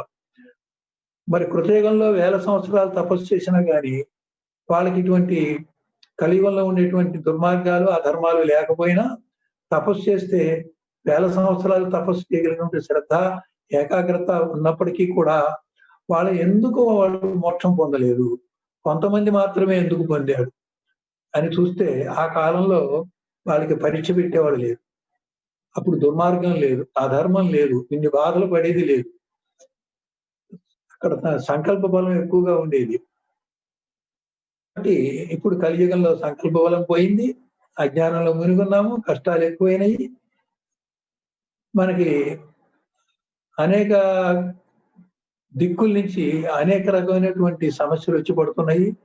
ఉక్కిరి బిక్కిరి అయితే ఇదే సమయంలో దీన్ని ఎవరైతే ఓర్పు, సహనము, త్యాగముతో, గురు కృపతో, తీవ్రమైన సాధనతో కష్టపడతాడో ఆ కష్టపడ్డ వాడికి ఈ జన్మే ఆఖరి జన్మగా, ఈ జన్మలోనే బ్రహ్మసాక్షాత్కారం పొందేటువంటి అవకాశం ఒక్క ఈ కలియుగంలోనే ఉంది. ఇది ఎంత చెడ్డదో అంత గొప్పది ఈ కలియుగం. కనుక నమ్మో వేదాంత వేద్యాయ గురువే, వేదము చేతనే తెలియబడేటువంటి వాడు కొన్ని మహావాక్యాల ద్వారా కూడా గురువు శిష్యుడికి అందించేటువంటి పద్ధతిలో శిష్యుడు తెలుసుకునే అవకాశం కూడా మనకి లభించింది. అది అవాంగ్ మానస గోచరం, వాక్కుకి మనసుకి ఉండదు, వర్ణించడానికి లేదు. తర్వాత దానికి ఒక నిర్వచనం చెప్పడానికి లేదు. అందుకని అనిర్వచనీయము అన్నాం, అవాంగ్ మానస గోచరం అన్నాం. ఈ విధంగా నీకు అర్థం కాదు అంటే అర్థం కాదని వదిలేస్తావా? చెప్తే అర్థం కాదు కాబట్టి చెప్పక్కర్లేదు అంటావా? ఏదో ఒక ఉపాయంతో చెప్పాలి. అదే ఏదంటో ఏ రకంగా ఉపాయంగా చెబుతాం? మనకి తెలిసిన దాని నుంచి తెలియని దానికి తీసుకెళ్ళాలి. తెలిసినవన్నీ మనకి ఇది కాదు, ఇది కాదు, ఇది కాదు అని చెప్పి చివరికి ఏది కాకుండా పోయిందో, ఇంకా ఇది కాదంటానికి ఏది మిగలలేదు, ఆ టైం వచ్చేసరికి ఆ మిగిలిందే అదే నువ్వు అయి ఉన్నావు. నేతి నేతి నేతి నేతి అని చివరికి తీసుకెళ్తే నీ అనుభవంలో కూడా, నీ సాధనలో కూడా వచ్చిన ప్రతి అనుభవాన్ని కూడా దాటుకుంటూ పోతే ఇది కాదు, ఇది కాదంటే చివరికి నీకు ప్రశ్నే లేకపోతే, ఇది కాదని చెప్పాల్సిన అవసరం లేకపోతే ఏదైతే శేషించి మిగిలిందో అది నీ స్వరూపం. ఆ విధంగా అర్థం కాకపోయినా కానీ వేరే ఉపాయంతో, యుక్తితో, లేకపోతే నకారాత్మకంగా ఇది కాదు, ఇది కాదు అనేటువంటి పద్ధతులు అయినా సరే దాన్ని ఊహలోకి తీసుకెళ్ళడానికి, ఊహతో కొంతవరకు అవగాహన చేసుకోవడానికి కొంత ప్రయత్నం చేస్తాం. ఇది సరిపోదు. అవగాహన కొంచెం సాక్షిత్వంగా ఉండి, ఆ సాక్షికమైనటువంటి ఈ తటస్థ లక్షణంగా ఉన్న సచ్చిదానంద యొక్క ఆ ప్రకాశాన్ని, జ్ఞాన ప్రకాశాన్ని కొంతవరకు అందుకుంటే దాని యొక్క ప్రభావం చేత మనం మెల్లిగా ఈ అజ్ఞాన దశ నుంచి, మనోవ్యాపారం నుంచి కొంచెం సాక్షిగా ఉంటూ కొంత విలక్షణమై విడుదలయ్యామనుకో, ఇకప్పుడు ఆ పైనుంచి కిందకి చూసే దృష్టి వచ్చినప్పుడు, ఒక జ్ఞాన దృష్టితో కిందకి చూసినప్పుడు, జ్ఞాన దృష్టి లేనప్పుడు ఏ రకంగా సంసారంలో ఇరుక్కున్నామో, జ్ఞాన దృష్టితో చూసినప్పుడు ఆ సంసారం నుంచి మనం బయటపడే అవకాశం ఉంది. సంసారం నుంచి బయటపడ్డప్పుడు విక్షేపం తగ్గుతుంది. విక్షేపం తగ్గినప్పుడు ఆవరణ పలచబడుతుంది. ఆవరణ పలచబడ్డప్పుడు సాక్షి ఇంకొంచెం పురోగమించి, అధిగమించి లక్ష్యాన్ని పొందేటువంటి అవకాశం అతనికి కలుగుతుంది. కాబట్టి నా వల్ల కాదని కూర్చోకుండా కొంత ప్రయత్నం చేస్తున్న కొద్దీ గురుతత్వం అనేది ఎప్పటికప్పుడు అందుబాటులో ఉండి నిన్ను అధిగమింపజేసేటువంటి సహాయం చేస్తూ ఉంటుంది. నువ్వు కూడా కొంత సాధన చేసి ఈ మనోవ్యాపారానికి సాక్షిగా ఉంటూ ఈ తటస్థ లక్షణంగా ఉన్నటువంటి జ్ఞాన ప్రకాశాన్ని ఎంతలో కొంత అర్థమైనా అవ్వకపోయినా ఆ ప్రకాశంలో నువ్వు మునిగుంటే దాని ప్రభావంతో నువ్వు కొంతవరకు పైకి ఆ దివ్య జ్ఞానాన్ని సంపాదించేటువంటి అవకాశం మనకుంది. కాబట్టి ఇది అసాధ్యమని వదిలిపెడితే ఎవరికి మోక్షం లేదు. కష్టం కదా, నా వల్ల కాదన్నా కూడా మనకి ఇబ్బంది అవుతుంది. అయితే నీకు అర్థమయ్యే కష్టం అయితే ఎంతైనా కష్టపడతావు. అర్థం కాని కష్టం, పరిష్కారం కాని సమస్య ఉన్నప్పుడు మనం ఏం చేయలేము.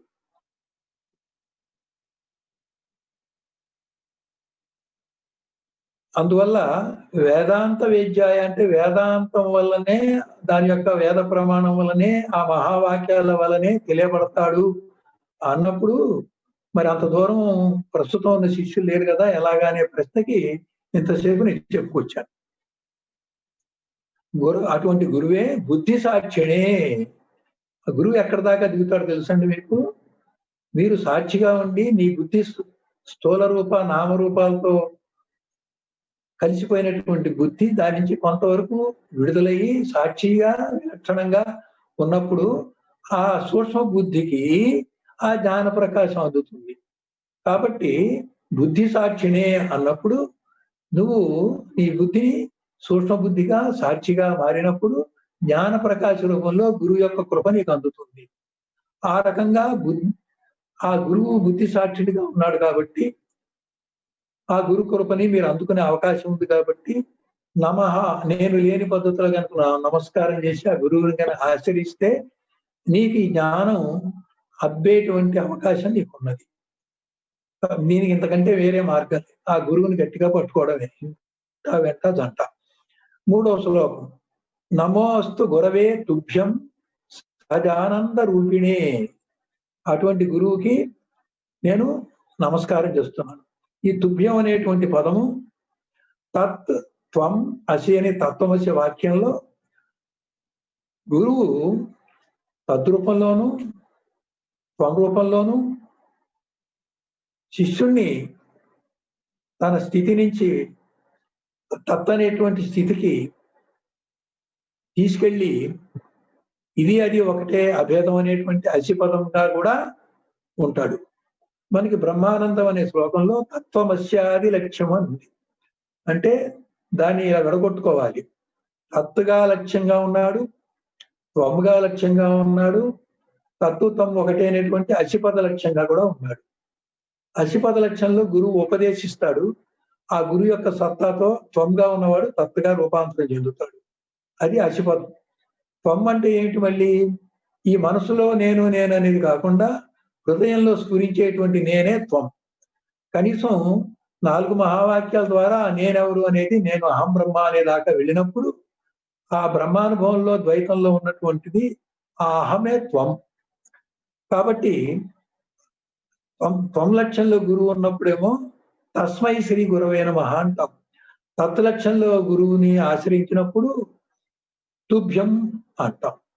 ఇక్కడ తత్లక్ష్యంలో ఉన్న గురువుని మనం ఏమంటామంటే తత్ నమః అనాలి. తత్ నమః అంటానికి తుభ్యం అంటాం, త్వం నమః అంటానికి తస్మై అంటాం.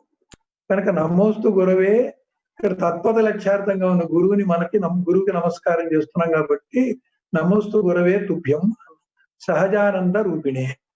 అదే ఇక ఆనందం అనేది సహజంగా ఉంది కానీ మనం సంపాదించింది తెచ్చుకుంది సాధన చేత సాధనా ఫలంగా వచ్చింది కాదనమాట. యస్య వాగామృతం హంతి విషం. ఏ వాగామృతం అంటే గురువు బోధ ఆయన వాక్కు ద్వారా శిష్యులకి ఏ విధంగా అయితే గురుబోధ జ్ఞానాన్ని అందిస్తాడో అది మనని జనన మరణ భ్రాంతి నుంచి రహితం చేస్తుంది. అమృతం అంటే మృతం కానిది, మృతం అంటే మరణము. మరణాన్ని లేకుండా చేసేటువంటి బోధ గురువు నోటితో చేసే బోధ వాగామృతం.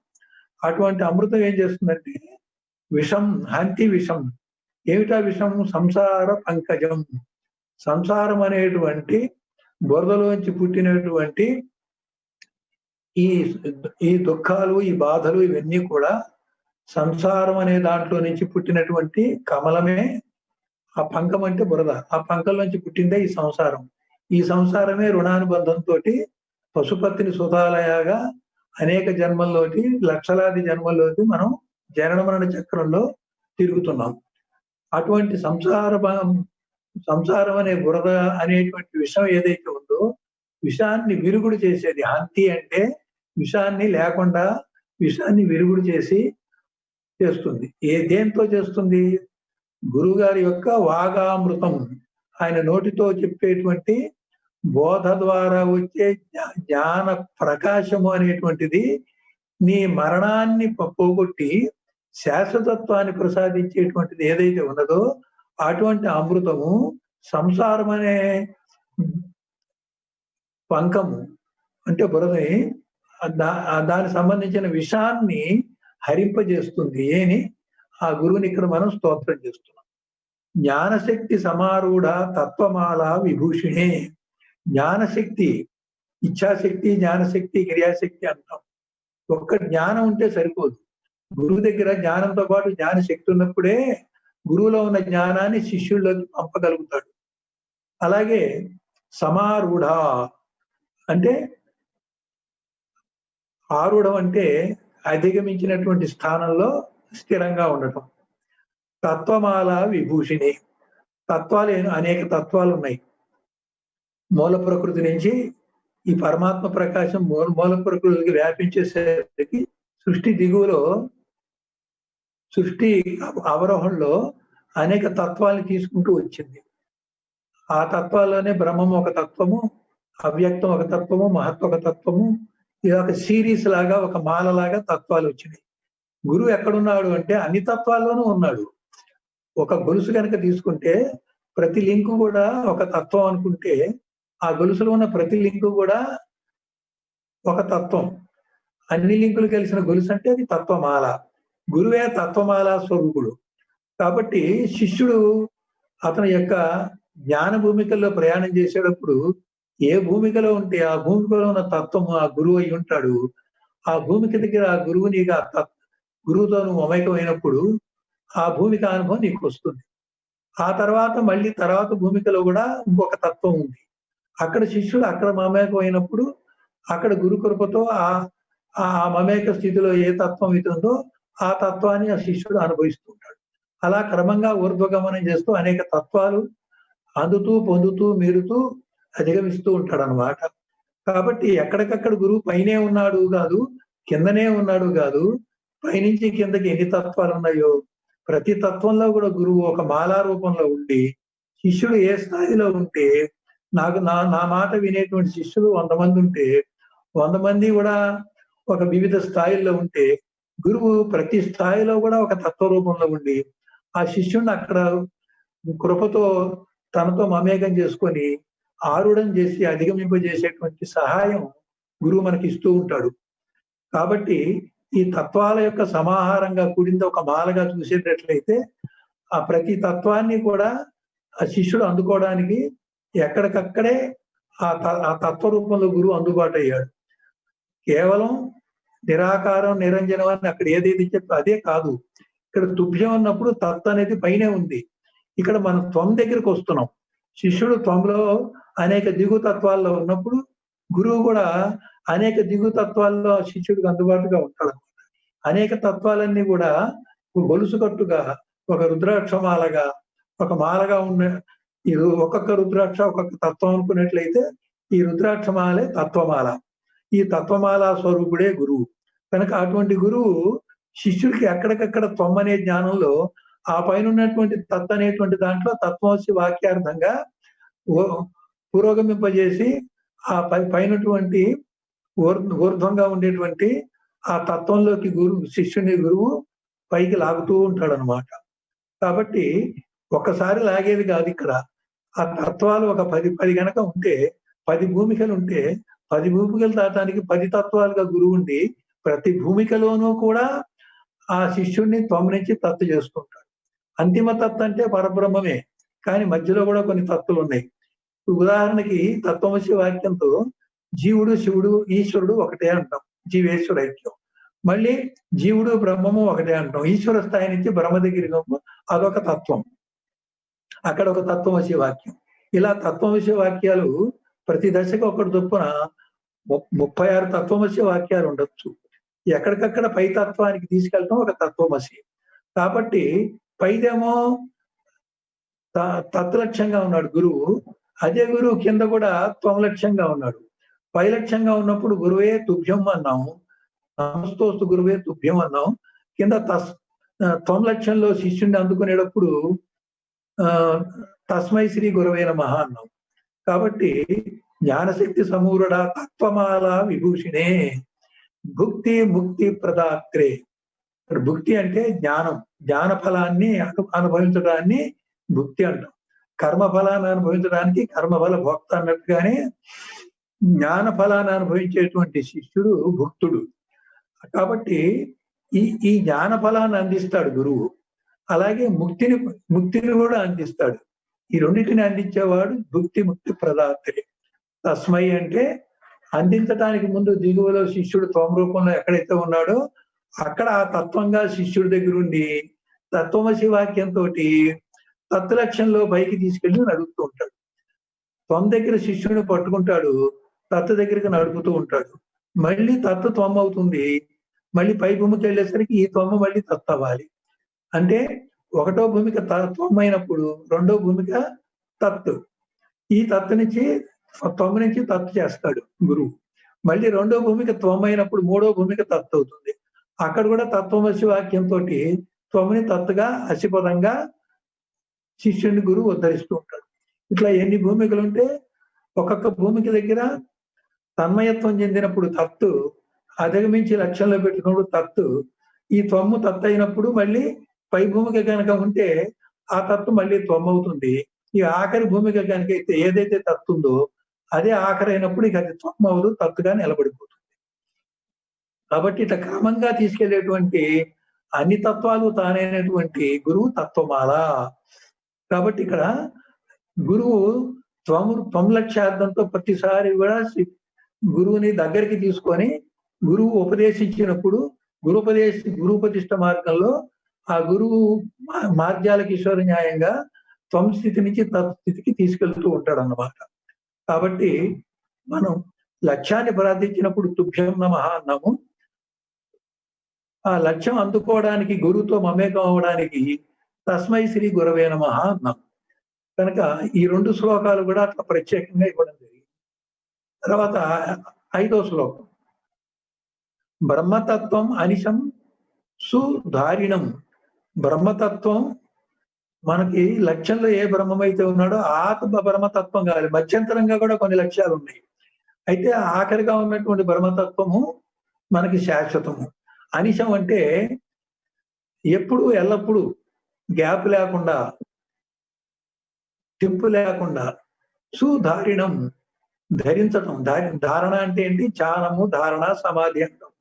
అటువంటి ధారణ చెయ్యాలి. సుధారణ అంటే చక్కగా ధారణ చేయాలి. బ్రహ్మతత్వాన్ని నిరంతరాయంగా తైలధారలాగా తెంపు లేకుండా చక్కగా ధారణ చెయ్యాలి.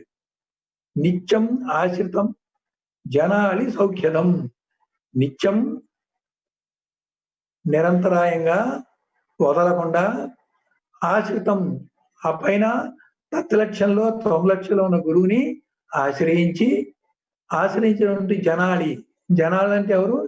జన సమూహం. జన అంటే ఏంటి? జ అంటే పుట్టి, నా అంటే నశించేవాళ్ళు. అంటే ఏ జనం అయితే ఇక్కడ శిష్యులుగా వచ్చారో వాళ్ళకి జనన మరణ భ్రాంతి ఉంది కనుక ఇక్కడ జన అంటే జనన మరణ భ్రాంతి గలవాళ్ళు అని. ఆళి అంటే శిష్యులు, శిష్య సమూహం అని. కాబట్టి జనన మరణ భ్రాంతిగా కలిగినటువంటి శిష్య సమూహము ఈ గురువుని అనిశం తెంపు లేకుండా నిత్యము ప్రతి క్షణము కూడా ఆ బ్రహ్మతత్వాన్ని చక్కగా ధారణ చేస్తూ ఉంటే అటువంటి వాళ్ళకి గురువు ఈ తత్వమసి వాక్యార్థంగా పై భూమికలకి తీసుకెళ్తూ ఉంటాడు. ఆ రకంగా నీకు సౌఖ్యాన్ని అందిస్తూ ఉంటాడు, సుఖాన్ని అందిస్తూ ఉంటాడు. అంతిమంగా బ్రహ్మతత్వం ఏదైతే ఉందో అక్కడ సుఖం అంటే బ్రహ్మానందం అన్నమాట. కనుక ఇటువంటి జనన మరణ భ్రాంతి ఉన్నటువంటి శిష్యులందరినీ కూడా, శిష్య జనాలిని అందరినీ కూడా పరమ సుఖాన్ని అందించేటువంటి గురువు కాబట్టి అటువంటి గురువును నేను ఆశ్రయిస్తున్నాను. సర్వశాస్త్ర పరిశోధకం. ఇక్కడ మీకు వివేక చూడమణిలో అన్ని శాస్త్రాలు చదవసరంలా, 108 ఉపనిషత్తులు చూడక్కర్లా, 4 వేదాలు చూడక్కర్లా, కొన్ని వేల మహావాక్యాలు విచారణ చేయవసరంలా, బ్రహ్మసూత్రాలు మీరు 4 అధికరణలు చదవసరంలా, భగవద్గీత 18 అధ్యాయాలు చదవ, మన జన్మకాలం చాలదు. దీనికి మళ్ళీ మన అర్థం కాక అనేక సంహితలు, అనేక భాష్యాలు కూడా ఉన్నాయి. మరి ఇవన్నీ చదివితే మన ఆయువు చాలదు, ఈ ఒక్క జన్మ సరిపోదు, ఎవరికి వాళ్ళు చదివితే అర్థం కాదు. కాబట్టి గురువు యొక్క పర్యవేక్షణలో ఈ శాస్త్ర జ్ఞానం కనుక నేర్చుకుంటే అన్ని శాస్త్రాలు తెలిసినటువంటి గురువు దాని సారాన్ని పిండి తక్కువ కాలంలో శిష్యుడికి అందజేసేటువంటి వాడు గురువు. సర్వశాస్త్ర పరిశోధకం. అన్ని శాస్త్రాలు రీసెర్చ్ చేసి పరిశోధించి స్వానుభవం పొందినటువంటి గురువు. అటువంటి గురుం భావయామి. అటువంటి గురువుని నేను నిత్యము భావన చేస్తున్నాను. అంటే భావ శుశ్రూష చేత గురువుతో మమేకం అవడానికి ప్రయత్నం చేస్తున్నాము. ఈ పుస్తకం వ్యాసాశ్రమం కాబట్టి వాళ్ళ సద్గురు మలయాళ స్వామి కాబట్టి మలయాళ మౌనినం అని ప్రార్థించారు. నందితాని దిగంతాని యశానందాంబుదునా యశానందాంబు బిందునా. నందితాని, నందిత అంటే ఆనందం అన్నమాట. దిగంతాని, ఈ ఆనందాన్ని అన్ని దిక్కులా కూడా యశానందాంబు అంటే గురువు ఎలా ఉన్నాడంటే ఇక్కడ ఉన్నాడా, అక్కడ ఉన్నాడా, వీళ్ళల్లో ఉన్నాడా, వాళ్ళల్లో ఉన్నాడా, ఈ దిక్కులో ఉన్నాడా, ఆ దిక్కులో ఉన్నాడంటే ఆనంద స్వరూపంగా అన్ని దిక్కుల్లోనూ ఉన్నాడు. ఆనంద స్వరూపంగా అందరి హృదయాల్లోనూ ఉన్నాడు.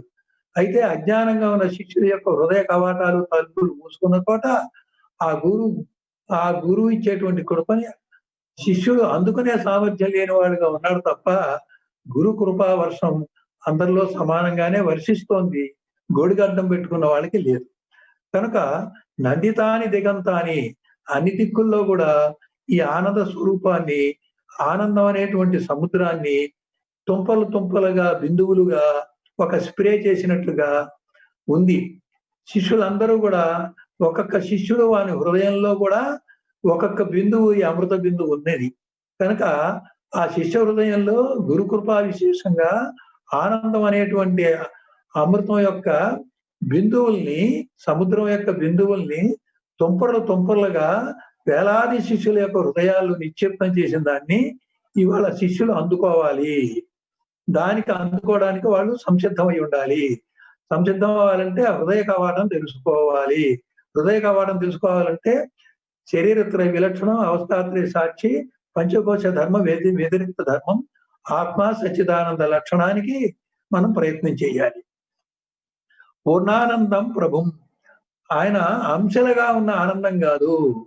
ఇక్కడ తుంపలుగా అందరి శిష్యుల్లో కూడా ఆనందం అనే బిందువుగా ఆ గురువు ప్రవేశించినప్పటికీ ఆయన ఇన్ని అంశాలుగా విభజన పొందలేదు.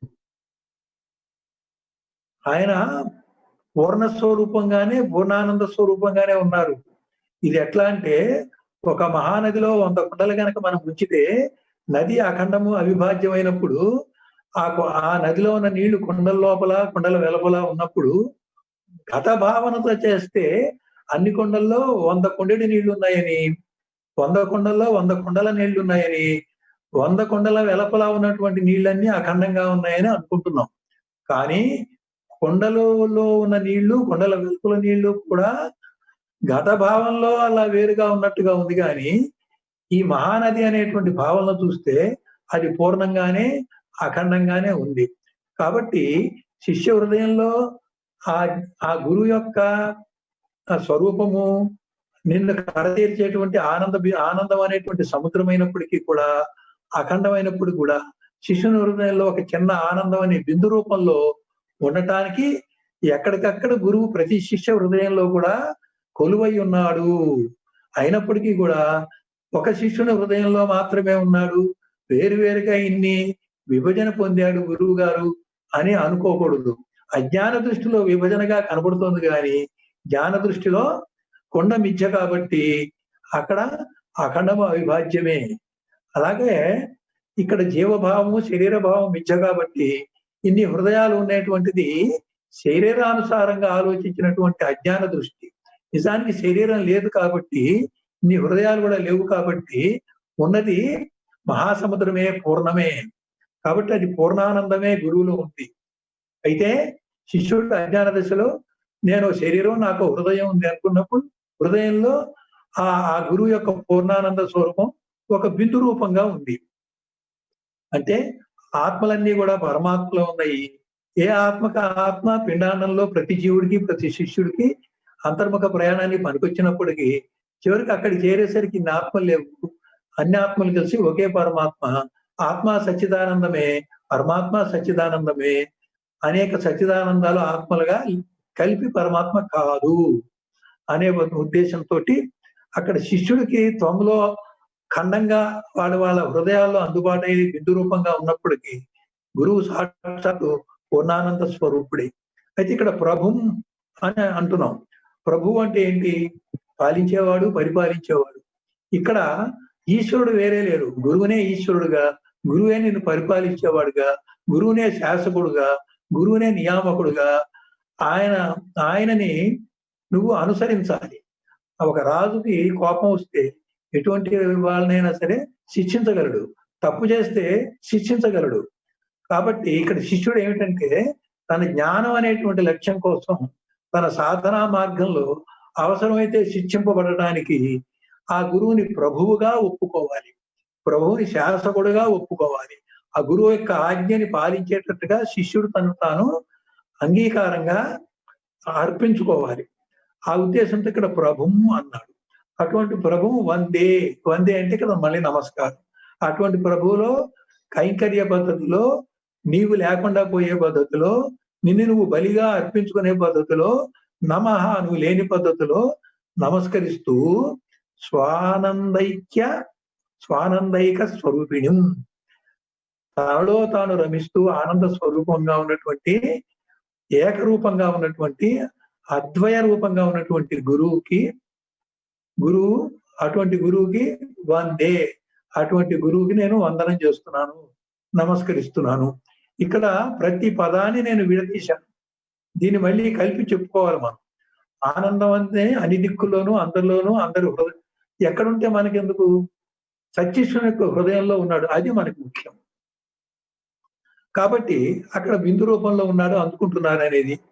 అక్కడ ఈ మొత్తంలో కూడా మొదటి 2 శ్లోకాల్లో గురువు యొక్క సాక్షాత్ పరబ్రహ్మ స్థితిని శిష్యుడికి ఏ రకంగా అందుబాటు అయ్యే అవకాశం ఉందో బుద్ధి సాక్షిని దాకా చెప్పడం జరిగింది.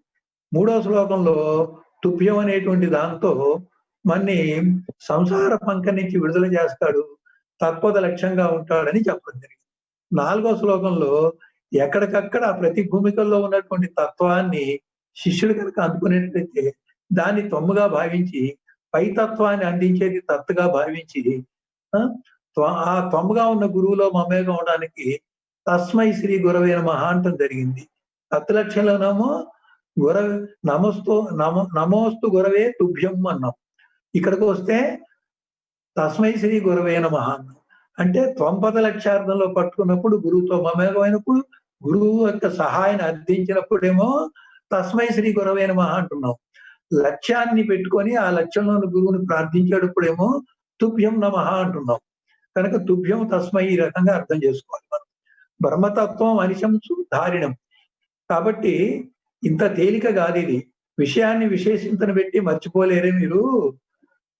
మరి ఎవరైనా ప్రేమించి ఆ ప్రేమ మరి పెద్దలు గనక అంగీకరించకపోతే ఆ ప్రియురాల్ని ప్రేమికుడు మర్చిపోవంటే మర్చిపోలేడే. మరి జన్మల్ని దాటిచ్చి 1,00,000 జన్మలు లేకుండా చేసేటువంటి ఒక బ్రహ్మజ్ఞానం, ఆ గురువు అందించినటువంటి బ్రహ్మతత్వాన్ని నిరంతరాయం తెంపు లేకుండా పెట్టుకోవడం ఎంత అవసరం. కాబట్టి దీంట్లో ఉన్న కష్టం కూడా గ్రహించినప్పుడు, దాని ఔన్నిత్యాన్ని పెట్టినప్పుడు, నీ సాధన కూడా పట్టుదలగా, తీవ్రంగా చేయాల్సినటువంటి అవసరాన్ని అక్కడ చూపిస్తున్నారు. ఇక్కడ ఆఖరి శ్లోకంలో ఆనందం గురించి ఎందుకు చెప్పడం అంటే, జీవులు అసలు వాళ్ళకి తెలియదు గాని జన్మ దుఃఖం, జాయా దుఃఖం, జరా దుఃఖం, మరణం దుఃఖం అన్ని దుఃఖాలే. గర్భస్థ నరకంలో దుఃఖం, ఇరుకు ద్వారం నుంచి జన్మించడం దుఃఖం, బాల్యంలో తెలిసి తెలియక తన కష్టాలు, బాధలు, నొప్పులు, జ్వరము, వ్యాధి తల్లికి వ్యక్తం చేయలేక, తల్లి అర్థం చేసుకోలేక తప్పించుకోలేని బాధపడటం, తర్వాత ఆటల్లో పాటల్లో అజాగ్రత్తగా కింద పడి మీద పడి దెబ్బలు తినటం, మళ్ళీ తను అజ్ఞానంలో కొన్ని ఏదో వస్తువులు అసాధ్యమైనవి పెద్దల్ని అడిగితే వాళ్ళు ఇవ్వలేకపోతే ఏడవటం, బాధపడటం, మళ్ళీ యవ్వనంలో వస్తే అక్కడ ఆ యవ్వనం యొక్క చురుకుతనంలో, ఉడుకుతనంలో చేయరాని పనులు చేస్తూ, అనేక నిందలు పడుతూ, పెద్దల చేత చేస్తూ, ప్రభుత్వం చేత చట్ట ప్రకారంగా శిక్షించబడుతూ, తప్పించుకుంటూ, దాక్కుంటూ, భయపడుతూ ఉన్నటువంటి గడిపేవి. మళ్ళీ ఉద్యోగం చేస్తే కింద వాళ్ళు చెప్పిన మాట వెనక పై వాళ్ళ ఆజ్ఞాపిస్తూ, వాళ్ళు నిన్ను దయగా చూడక, వాళ్ళు నిన్ను తీవ్రంగా, కఠినంగా నీ చేత ఉద్యోగం చేయిస్తూ, ఈ రకంగా ఎన్నో బాధలు, ఏదో డబ్బు సంపాదించాం, ఎంతో కష్టపడ్డామని. కొంతమంది రిటైర్ అయ్యి అమ్మాయి హాయిగా ఉందాం అనుకుండా మళ్ళీ ఉద్యోగం చేద్దాం అనే వాళ్ళు కూడా ఉన్నారు.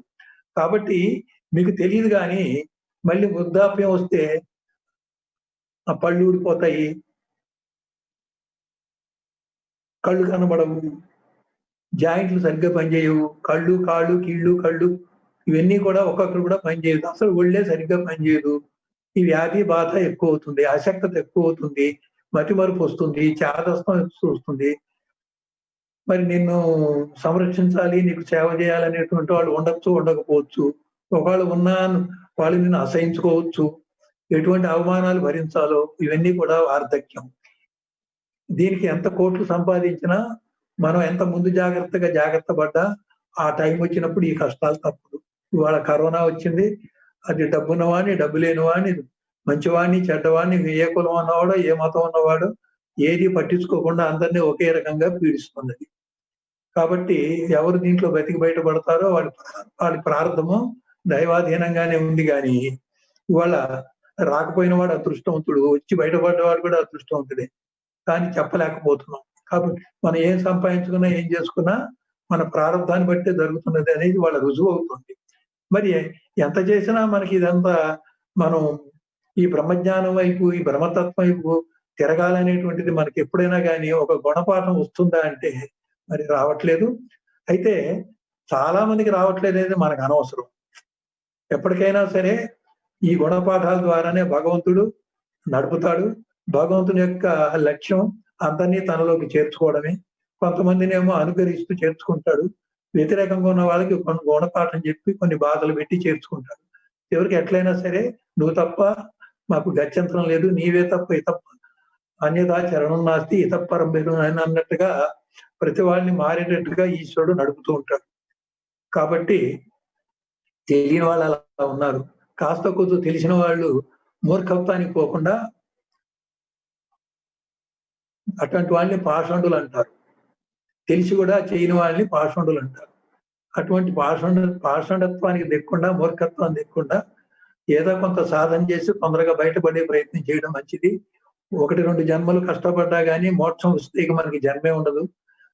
కానీ ఏ జన్మగా ఆ జన్మ కష్టాలతో అనుకుంటూనే తప్పనిసరి కష్టాలు పడుతూ కొన్ని వేల జన్మలు ఎత్తే కంటే ఎంత కష్టమైనా సరే 1-2 జన్మలో దీన్ని వదిలించుకుంటేనే మంచిదనేటువంటి అభిప్రాయం ఎప్పుడైతే ఏ శిష్యులకైతే కలుగుతుందో వాళ్ళు తీవ్రమైన సాధన చేసి వాళ్ళు చక్కగా ఆ గురుపరిష్ట మార్గంలో ప్రయాణం చేసి గురు కృపకి పాత్రుడై ఈ ఈ వివేక చూడమని గ్రంథం అందించేటువంటి ఈ సాధనా క్రమాన్ని అనుసరించుకుంటూ భూమికి అజ్ఞాన భూమికలు దాటుకొని తర్వాత జ్ఞాన భూమికలు దాటి చివరికి పరతత్వంలో చేరతారని ఆకాంక్షిస్తూ ఈ రోజు ఉన్నటువంటి బోధని ఇంతటితో సమాప్తం చేస్తూ ఇక్కడి నుంచి మళ్ళీ రేపు కొనసాగుతూ ఉంటుంది. ఎప్పటికప్పుడు కూడా ఈ జూమ్కి ఇక్కడ ఆ కోడ్ నంబర్ మారుతూ ఉంటుంది.